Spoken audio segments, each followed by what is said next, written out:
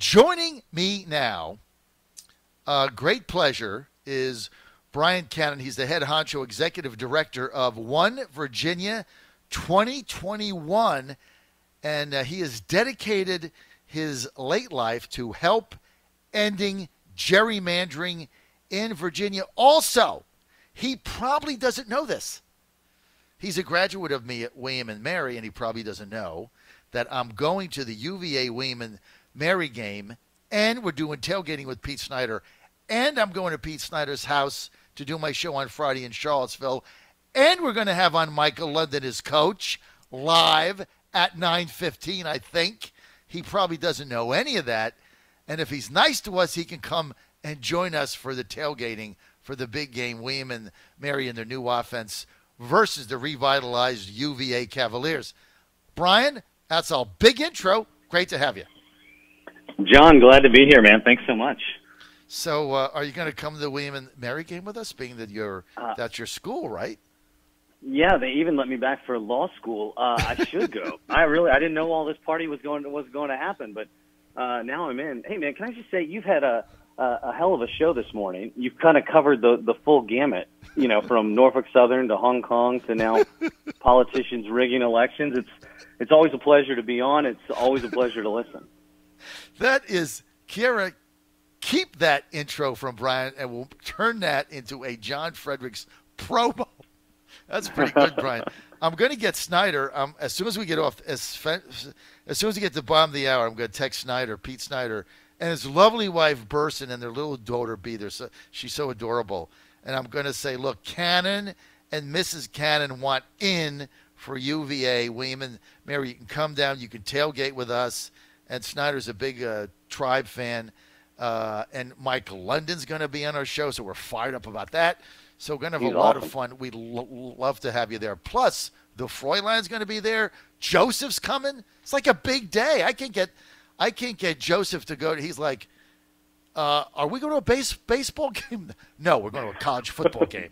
We're not going to the 9,000th baseball game we've been to. No, we're going to a football game. There is another sport other than baseball that you should at least partake a view in. So he's coming with us as well. So we're all going to be there. So you need to That's come. awesome. Just let me know what I got to bring. I will do that. Now, I got up this morning, right, and I texted you early because I said, oh, my goodness, I think the Democrats are going to win. And so last time you had this great bill, One Virginia 2021, that basically takes the whole gerrymandering thing out. You put together citizens are involved, Republicans, Democrats, it's all even. You're going to do the right thing. And the Democrats all voted for it in 2019, right? That's right. Well, most all. We lost a few, but handful. Mostly. It passed overwhelming. Yeah, it passed overwhelming. Now I'm thinking, I got up today and I was taking a walk, and I'm thinking, well, wait a minute. If Sassel and them take over the Senate and Caucus of the Corn takes over the House, Caucus of the Corn, and all those crazies in there, like Levine and them, and hashtag Commie Lee from the CCCP and all that, if they take over, like, what incentive do they have to vote for your redistricting bill again to get it on the ballot? And does that put it at risk? That's my question, Brian Cannon. It really does. It really does, John. Your political instincts are right on here. It's a problem. I think, like you, that it's more likely than not the Democrats run the show, especially if it were held today. Yeah. And if they do, we know what it looks like when Democrats have the governor's mansion, the Senate, and the House and the state legislature. See Maryland, see Massachusetts, see Illinois. They do the same thing that Republicans do when they're in charge. See Texas, see North Carolina, see Georgia, et cetera. So we've got to fix this, and I'm hoping that the momentum from last year will help carry us forward. But I know we've got some good folks, and your guest at the top of last hour, Sam Rasool, some true believers in actually having fair maps and fair elections are going to be there for us. But I'm really worried about a lot of those Democrats starting to say, lose my phone number, I guess is the way to put it. Well, sure, because last time the Democrats voted for it because they were not in power. So when you're not in power and they felt a lot of the districts were not to their advantage, it's like, well, I might as well try something else.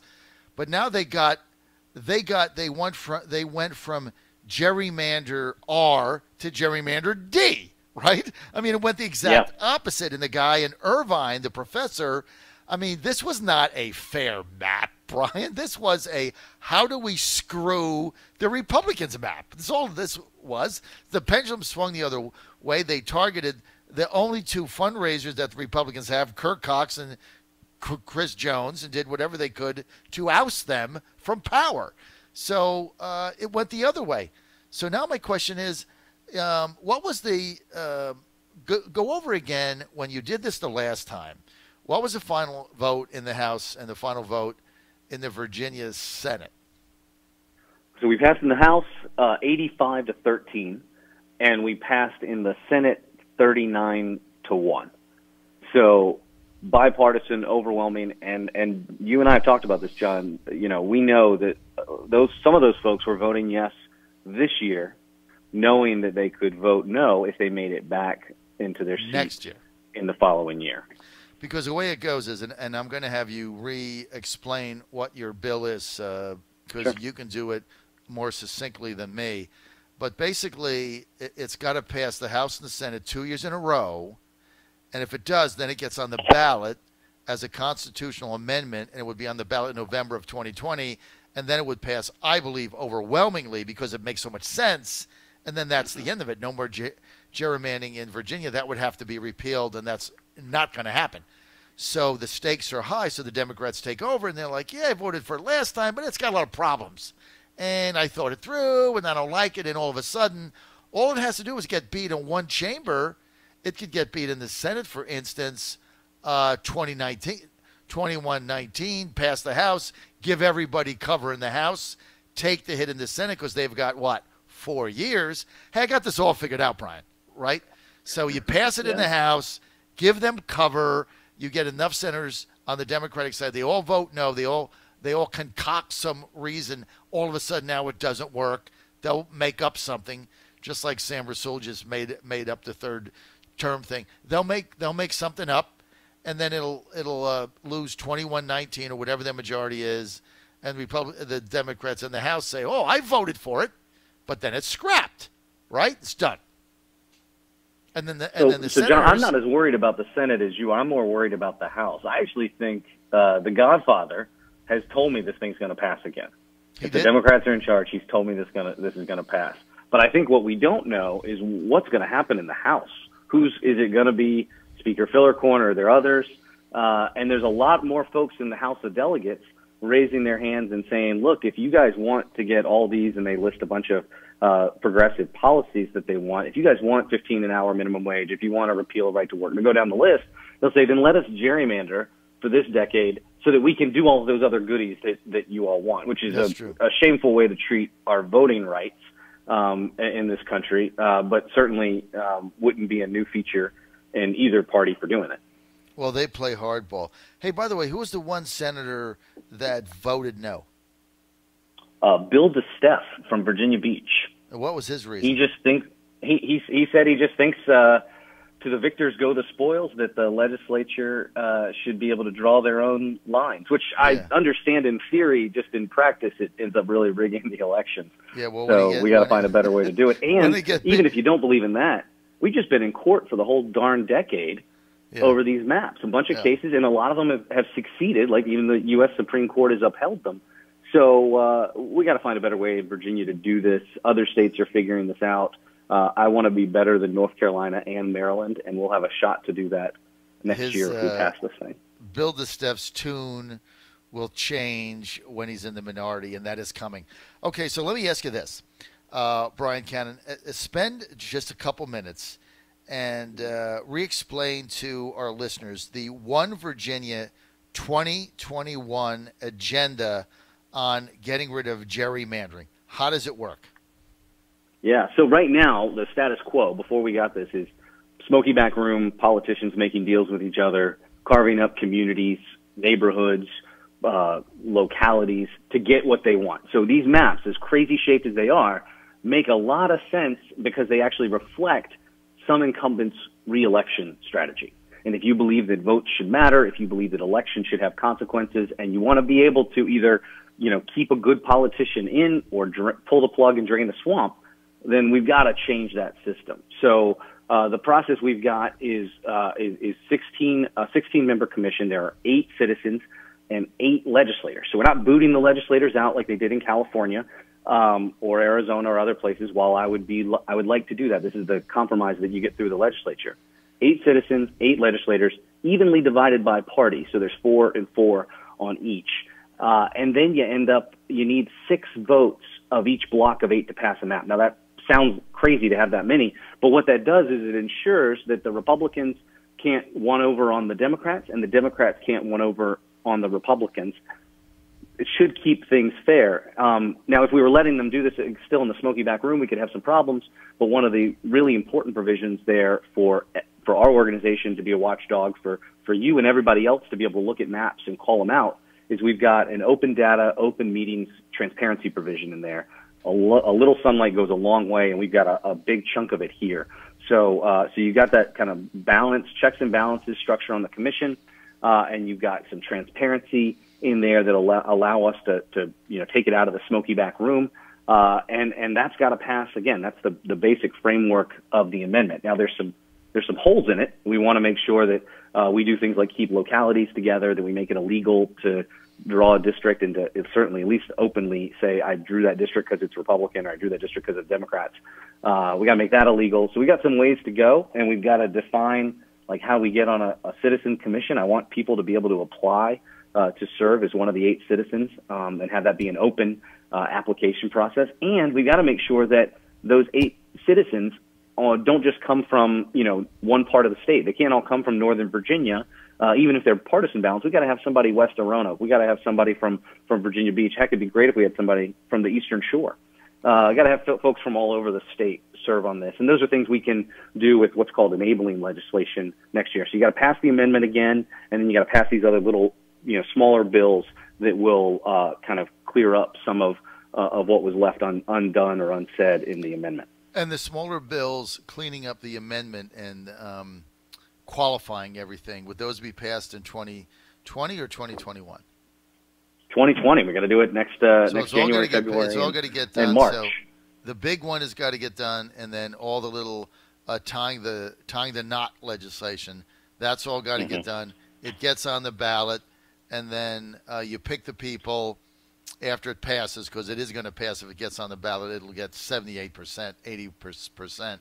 I mean, it's too logical not to pass.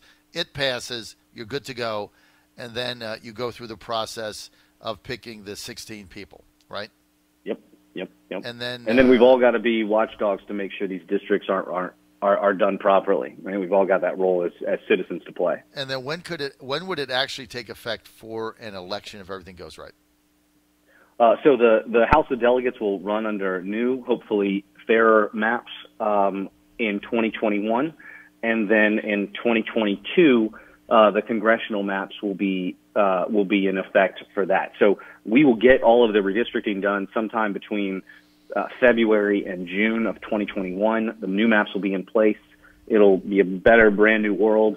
And then in 2021 and 2022, you'll have the first elections under those new maps. I just want to alert our audience. You can only look, being in Washington and Richmond like I am, and being like right in the middle of swampland USA, do you have any idea the pressure that is going to be put on these House members by congressional members who feel their seat might get compromised? The pressure they're going to be under to vote no to get rid of this, because the old way protects them. The old way is the Incumbent Protection Act. And until a judge stepped into Virginia, it was the Incumbent Protection Act, right? Until judges stepped in both on the congressional side and the legislative side. But, Brian, can you imagine? I mean, both of you and I are in this business. Like, we get this. Other people that are just tuning us in, driving to work, they're like, what are they talking about? I mean, the pressure that is going to be put on some of these House members to scrap this thing is going to be overwhelming, isn't it? Oh, absolutely. I mean, there's a real debate going on in the Democratic Party about when they get in power, what they should do with the power. I think of like Lord of the Rings, right, with Gollum holding onto the ring kind of thing. You know, it's power corrupts and absolute power corrupts absolutely. So we've got to put a check on that and really hold folks' feet to the fire. Yeah, it's going to be interesting to see if Republicans maintain control of the House. I think this thing passes. I don't think there's a Republican that's going to vote no, because the maps they have now really stink. I mean, they're horrible. And so even if it's 51-49, it passes, right? Now, I think so. It takes the governor out of the process, and that's something the Republicans like. We just think it's a good government thing to do that. But that's a kind of a carrot there for the House Republicans that they appreciate, and I think that'll help incentivize it getting through. Now, you're saying that you've talked to Senator Saslow, the Godfather, who I believe is going to be the next speaker. You've talked to him, and he said that he is committed to going forward with this again. He is. And I think we've got in the Senate, you know, the Senate under, whether it's Norman or Saslow, we've always had some bipartisan support for the strongest bipartisan support. I mean, you got Jen McClellan, you got Glenn Sturtevant, voting for this. You've got, Siobhan Donovan, Amanda Chase, but you've also got, Monty Mason and Barbara Favola. So you got kind of a wide range of folks that are committed to this. So, I don't think the Democrats are going to take the Senate back so much so that it would, that we'd lose that. So I think we've got a good shot in the Senate. Saslow said we're good to go, and he's going to pass it for the second time. But politics is politics, right, John? So we got to play like we're 10 points down. You really do, and I know the Godfather a long time, and I'll say this: if he says something, he's going to follow through on it. That's one thing you can take to the bank. He still believes in the Virginia way, and he still believes in word is your bond.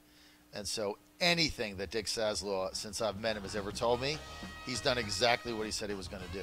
So I think you're in good shape there. But, Brian, we need to keep you coming on, man. We need to keep this drum beating, because the pressure to scrap this in the House, if the Democrats take control, is going to be suffocating. And it's not only going to come from House members on the Democratic side in the House of Delegates, it's going to come from congressional members like Don McEachin, right? It's going to come Abigail Spanberger. It is going to come crushing down. They don't want to change anything. John Fredericks Radio Network, Brian Cannon. Go to onevirginia2021.org. That's onevirginia2021.org